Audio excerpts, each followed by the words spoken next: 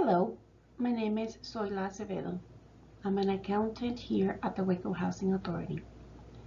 I've been working for this agency for 5 years now, and I will be talking to you about investments.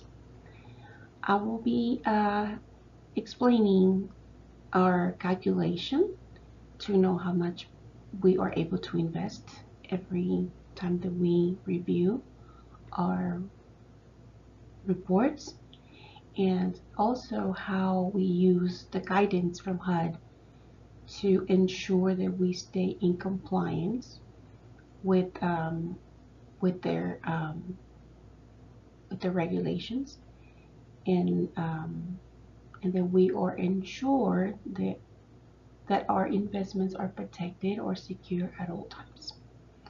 So with that being said, let's get started.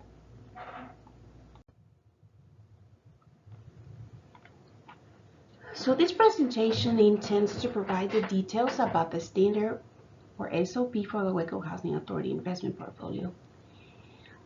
We will also be talking about, very briefly, about the Financial Management Handbook, which is the guideline that we use from HUD to ensure that we stay in compliance at all times.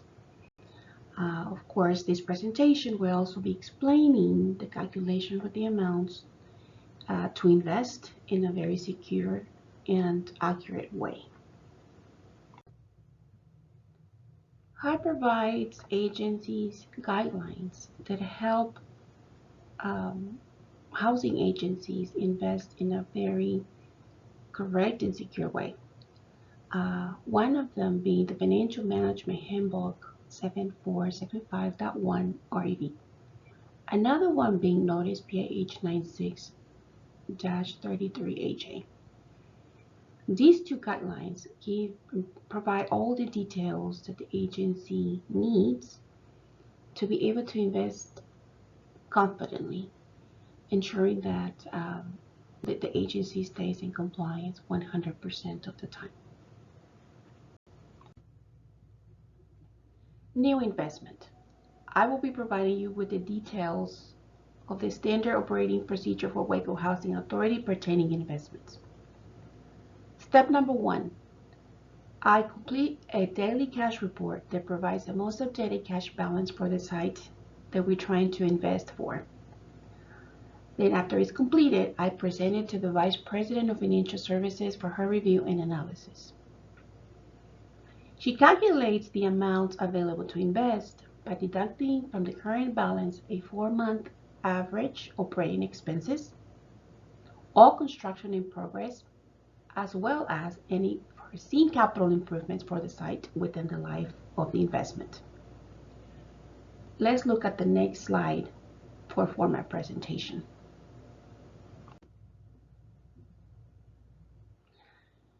In this slide, we provide you with the format for the calculation for our investments or available funds to invest. As you can see, we have the entity. K-Ross is one of our entities, and we have listed all investments for the site. Then we have the date, which the date is the date that we use for balances. In other words, our balances are up to May 31st, 2023. The total by site. We specify what's restricted and what's unrestricted. The following column, we have a 4-month average expenses. We also have capital expenditures scheduled. We also have capital improvements needed. All of these 3 columns are our cash reserves obligations. The last column is the number that we're trying to find and look for, which is our available funds for investments. As you can see, none of these numbers are the actual numbers, and we did this to protect the integrity of our entity and its accounts. After calculating the available funds to invest, then we start shopping for the best local interest rates. I accomplished this by reaching out to our bank institution's contacts. We have names and phone numbers to each of these individuals. Waco Housing Authority currently has at least 6 bank institutions to shop for interest rates. After collecting all CD interest offers from the different banks, then I present these offers to the Vice President of Financial Services for her review and final decision. After that final decision, then I write a memo to the President or CEO from the VP of Financial Services with the investment details, which includes interest rates, month terms, and surplus of funds, as well as any investment amount recommendations. Always remember to wait for the CEO approval before moving forward with any investment deposits. After obtaining the proper investment approvals, then I'll write a letter to the bank institution that the agency has decided to establish the investing relationship. This letter should include the interest rate, the month terms, and the fund amounts. Always file these documents accordingly. Next step is to obtain the agency's President or CEO and the VP of Financial Services signatures for the bank letter to ensure that the bank obtains the correct authorizations before starting any type of investment deposits. Waco Housing Authority provides at least 2 signatures to open or close new CDs or investments. And these signatures need to also be reflected on the financial institution's sign card. We also write a letter with proper signatures to our operating fund bank institution and request a cashier's check for the amounts that the agency is deciding to invest at a different bank. After the bank institution opens the new investment account, then they'll send me the investment documents for me to review. I pay really close attention to the terms and conditions established by the bank and ensure that these terms comply with HUD Financial Management Handbook. If everything is correct and everything is in compliance with these guidelines, then I add this new investment deposit to my investment report. Always remember to maintain your investment documents handy, as these are always needed to reference any future audit inquiries. Investment reporting. Waco Housing Authority has multiple investment deposits, and we must report all investments to the board on a regular basis. So how do we do that? Step number 1, we reconcile all cash accounts and create an Excel file to include all investments, regardless of deposit type. Number 2, we include the investment report in the board reports folder. WHA reports investments to the board on a quarterly basis. We can see the next slide to see the format that Waco Housing Authority uses to present these investments. As I had mentioned earlier, Waco Housing Authority reports all investments to the board on a quarterly basis. This slide reflects all the details that our board looks for whenever we provide this report to them. Waco Housing Authority has multiple entities, but for these purposes, I'm only adding one, which is K-Ross. On the first column, of course, you can see it's my entity. On the second column is the account description. And as I mentioned earlier, they want to see all investments, which include the operating account, the escrow account, and certificate of deposit information as well. They want to see the account number, the bank name, the interest rate, the purchase date, maturity date, the balances date, and the total by site. Again, this is what our board looks for. Your entity might be a little bit different, but this is just a suggestion of how you could possibly present this to your board. Investment renewals. As you might be very well aware that investment accounts come with very specific terms and conditions as well as a maturity date. So in order to prevent undesired interest rates and or terms and conditions, Waco Housing Authority has developed a way to prevent these from happening. So first, we review the investment report on a monthly basis, and we note of any approaching maturity dates. The week of the maturity for the investment, we start shopping around for the best rates. In other words, we give it plenty of time for us to shop around for the best rate,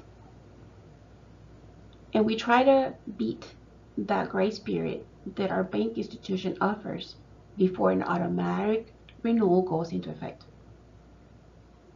So why is this helpful? Again, because it prevents any penalties and fees for early withdrawing of the investment funds in case that our investment was renewed and we weren't really aware of that. So after shopping around for the best rate, then we present all the bank offers to the VP of Finance for a final decision. While she does all of that, then we also present a cash report for her to review and analyze, simply because while reviewing and analyzing, we can find out if we have available or additional funds to invest. Lastly, we finish the renewal, if that's what we're going to do, or we start a new investment account by creating the necessary documents with the proper signatures. Depository agreements and collateralization. Waco Housing Authority has multiple investments at different bank institutions. But how do we ensure that our investments are protected at all times? Well, first of all, we need to have a depository agreement. So what is a depository agreement?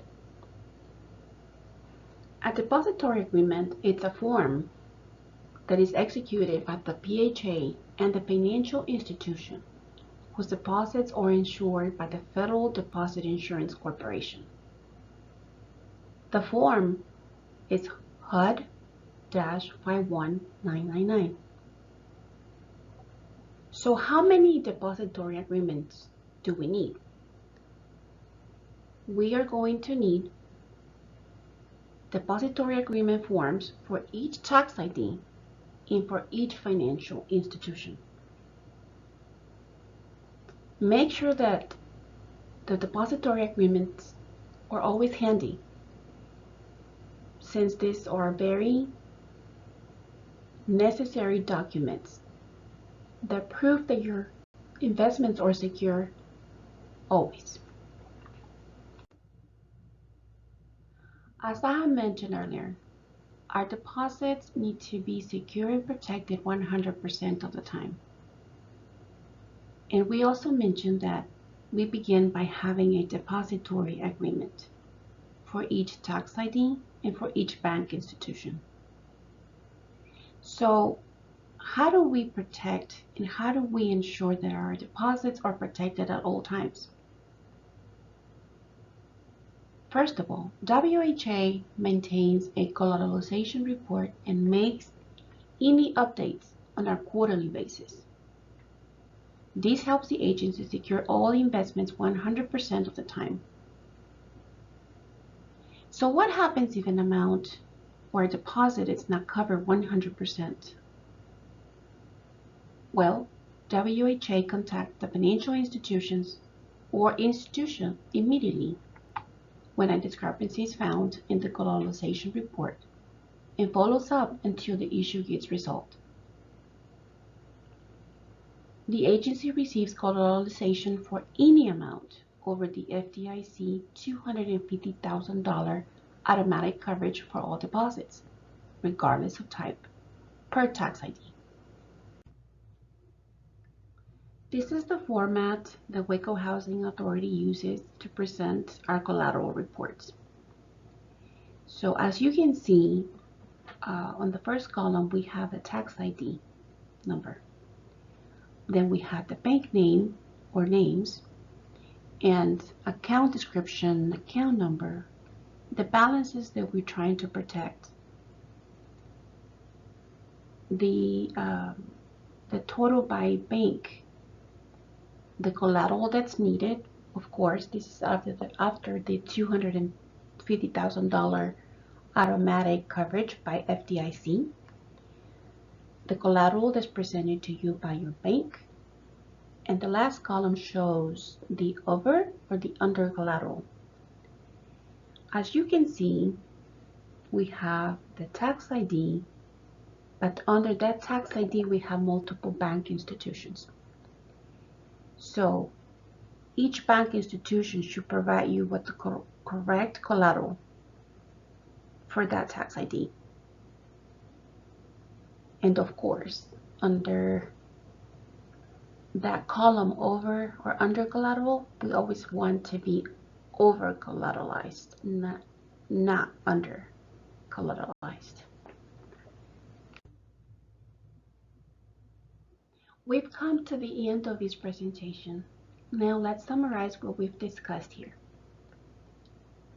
As rule number 1, always reference the Financial Management Handbook and the BIH 9633 for any questions on deposits and investments, policies and procedures.